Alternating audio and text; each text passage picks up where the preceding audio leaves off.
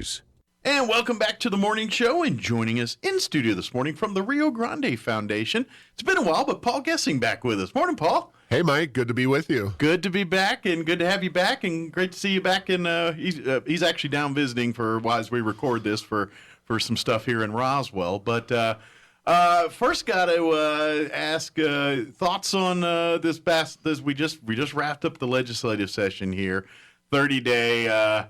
Lot of stuff coming out of this with bills being passed and money being spent and a lot of talk on crime and things. Your overall thoughts on the good, the bad, the ugly from this last 30 days? It could have been a lot worse, for sure, especially when you have politicians saying before a legislative session that they have more money than they know what to do with. That's scary. And there are a bunch of progressive Democrats, by and large. That is definitely scary. They definitely spent their money, more than their money. They spent our money. And really, they spent a lot of oil and gas money, some of it being also dumped into New Mexico from the federal government, printed up in Washington, D.C. And we weren't going to avoid a massive spending uptick. So we got over $1 billion in new spending. The last budget was 7.4 or thereabouts. We're at 8.5 after this.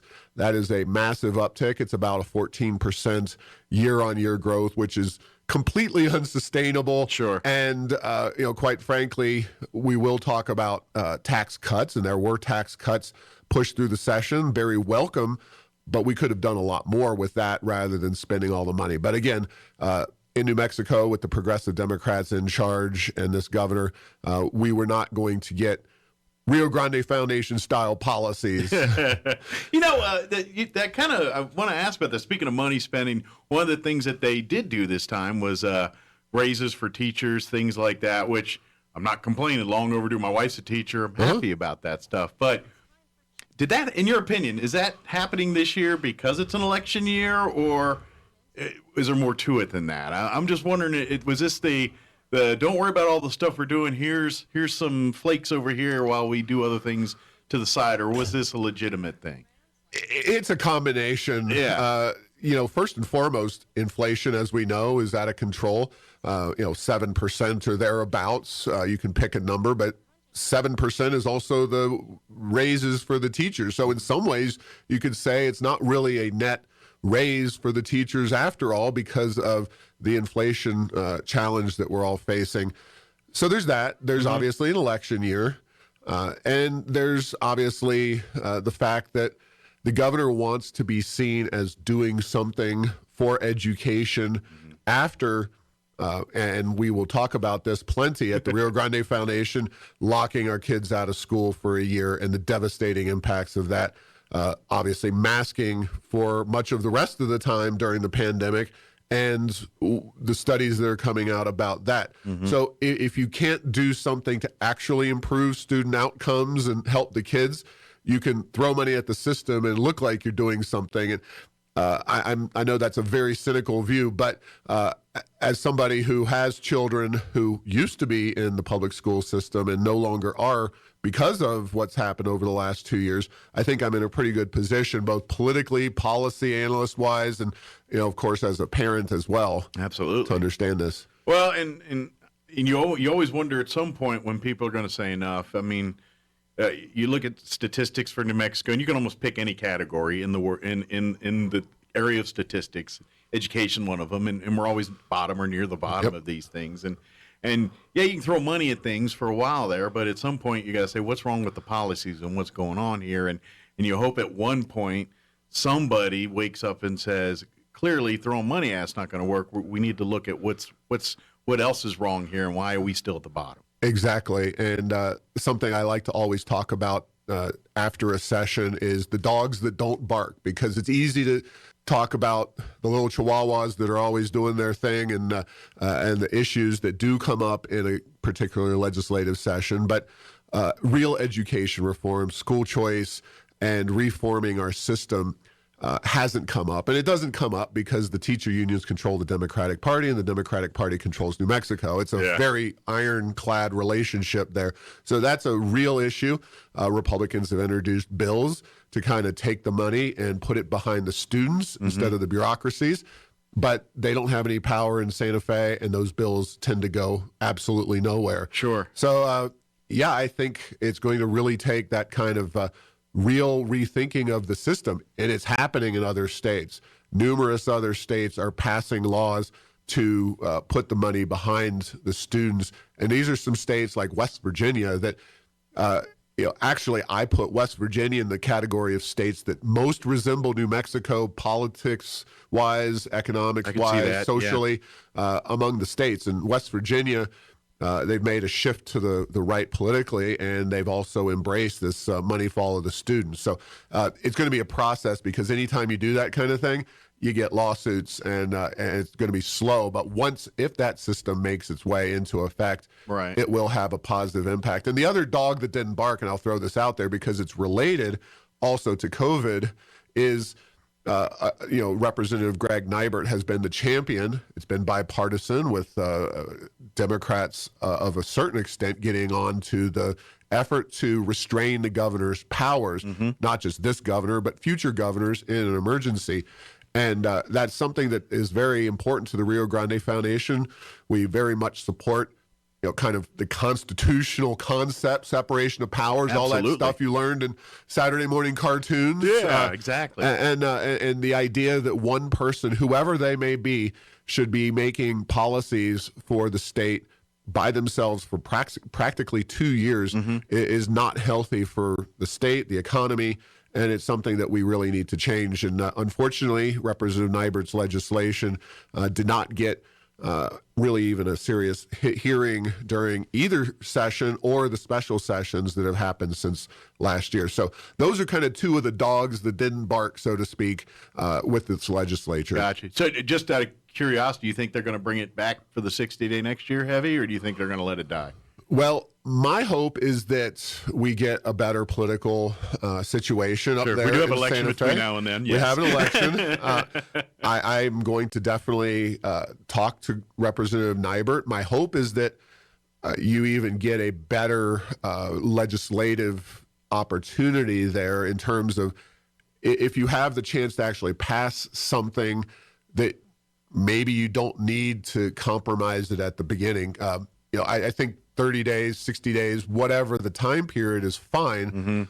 But to further really improve the bill, you need some kind of definition of what an emergency might be, because it's not a conspiracy. The conspiracy theory always used to be, that's just something you dismiss out of hand. Now, after 2 years of COVID, you're like, that conspiracy theory really turned out. Let's put stuff on the table. Yeah, there's been a lot of those. So I think a lot of us are concerned that things like climate change will become the emergencies of the future, and we need to be able to define some of these non-emergency emergencies out of the equation for the purposes of empowering one person, even for a 30 or 60-day time period.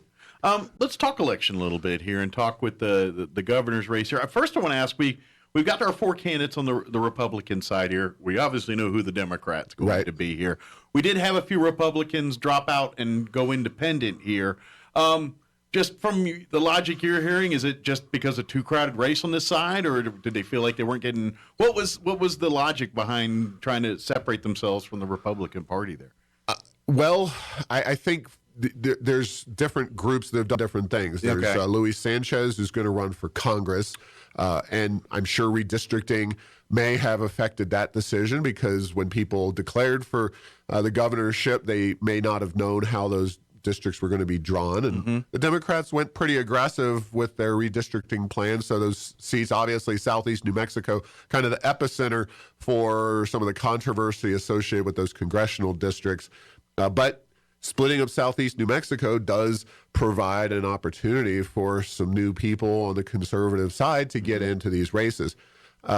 So, not gaining traction in that race, maybe seeing the writing on the wall there. Then, of course, the Libertarians still being a major party. So folks like Karen Bedoni jumping into that. And you've got four really serious candidates on the Republican side for governor. And, maybe they didn't think Governor Lujan Grisham would be vulnerable, but clearly she's popping up on these national lists as being a vulnerable governor. And I think that is an accurate statement. She's got a lot of money, but I think the right Republican could give her not just a run for her money, but possibly beat her. And the Democratic Party right now isn't exactly solidarity one thing. There's a big crack in that party at the moment, too, here in New Mexico and across. Numerous big cracks. Yeah, exactly. I mean, you've got the Cheryl Williams Stapleton scandal that is still working its way through the legal system. Voters have to be concerned about that, getting back to the education conversation. Then you have the DUI Representative Georgine Lewis situation, Brian Egolf riding off into the sunset, so to speak. And that wasn't, I mean, he can say that was all about spending time with the family, but there were obvious divisions within the Democratic caucus. Miguel Garcia, representative from South Valley and Albuquerque, expressed some consternation about Egolf's management style. And we did that as well. I'll go, we're not part of the Democrat coalition, but we definitely expressed our concerns. And I think anybody with half a brain would have some concerns about the way he has approached things this year and over the years. Sure. And then, of course, now you've got a sexual harassment issue with Daniel Ivey Soto, a state senator. And I happen to think that it's more driven by politics, internal again to the Democratic Party, than a real issue with Ivey Soto. Sure. But in this day and age, that's enough. It's not good just to have that. Ivey Soto had that some impacts on that election bill. And I say that election bill because it was SB 8, then there's SB 6 in there as well. SB 144 is what it wound up being, and then that got killed.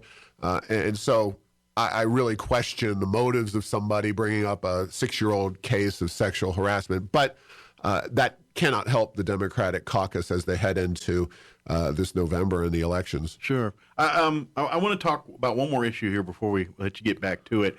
Redistricting here. Chavez County, as you know, we now will be represented by all 3 congressional districts. CD2, Yvette Harrell, who's been our representative for here, now pretty much just covers the boot hill of our county, and now we're the rest of the counties in the other districts here. How do you expect? What does that mean for us? I mean, a lot of people are upset because of representation. We get swallowed up, depending on the part of where you're at here, Roswell. You're kind of in the Bernalillo County, Albuquerque part of it. Is there any silver lining here? Is it good, bad, ugly? I mean, I got to imagine that has to make Chavez County a battleground area for these representatives come election time. I mean, is it as bad as it seems, or is it as bad as it seems?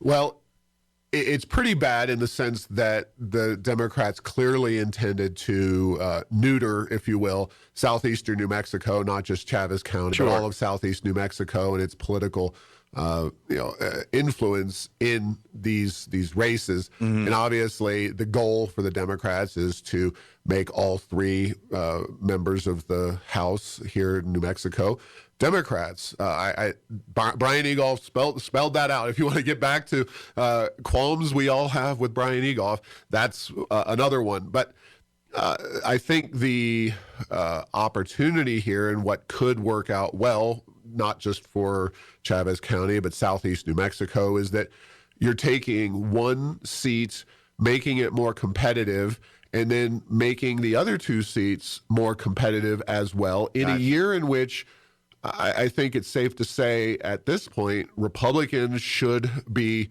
on the upswing in terms of making inroads in not just New Mexico, but in races across the country. So you could wind up, yes, you're going to be split allegiances, but you could also have more favorable representation in those seats once all is said and done. So, Gotcha. I think the question, I guess, logistically will be, Albuquerque remains the population center in some ways for all of these seats and could be the epicenter. We could have 3 representatives representing New Mexico being from Albuquerque, and that's not ideal, obviously. you could theoretically have them here in southeast New Mexico, but you don't have the population. And it's going to be tough for somebody from southeast New Mexico, which, quite frankly, culturally is a lot more different from the rest of the state than Generally. Albuquerque is from the rest of the state. So it's not great for the state, and I think that they did that on purpose. And all I can say to that is that it just gives you further impetus for all your voters to get out and get fired up for November, and really make sure that the folks who did that to this area, don't get away with it scot-free. Absolutely. Obviously, we've got 10 years before the next redistricting, and God knows what's going to happen by then. But that's the next time you'll have a chance at those lines. Sure. We're about out of time here, but if folks want to learn more about the Rio Grande Foundation, perhaps even get involved in some of the doings of the Rio Grande Foundation, what's the best way to reach out and learn more? Yeah, so we blog regularly at something called errorsofenchantment.com. This is kind of our day-to-day updated website where we really outline our latest thoughts and research on certain issues. RioGrandeFoundation.org has not only information about the foundation, but it has our Freedom Index right now, which is our vote tracking site for the legislature. We do floor votes only. You can find out how various members of the delegation to the legislature in southeast New Mexico did on issues of limited government individual liberty. And so we assign point totals to the bills and point totals to the legislators themselves, and that's definitely worth checking out. So those are the two primary ways, and our contact information if they want to give us a call, shoot us an email.